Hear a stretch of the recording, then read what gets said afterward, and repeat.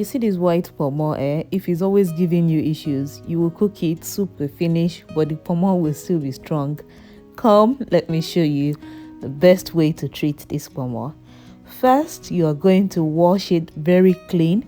Make sure that it is clean, and then you're going to sprinkle some salt on it. Shake that up very well so that all the salt coats it really nicely, and then proceed to fry in oil. Hello my beautiful people, how are you doing today? Welcome back to my channel. I hope you will subscribe and join us here if you are seeing this channel for the very first time. Thank you. So let's get on with the video.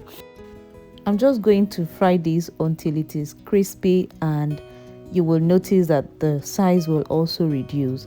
So whenever you buy this white Ponmo, which is actually better than the brown one, don't bother boiling it. Just sprinkle some salt on it and proceed to fry on medium heat. As you can see, you will see that the sizes have reduced. They look crispy and they are good now to go out of the oil. I'm going to remove them from the oil now, and from this point you can use them in your stew. All you need to do is add them in your stew as soon as the pepper mix go in, and by the time your stew will be ready, this would have stretched, it would have been soft, and the texture you're going to get is soft and slightly crunchy. Yes, so this is the stew I'm making, and as soon as the pepper went in, I poured my Ponmo, fried Ponmo inside, and the result is always very good.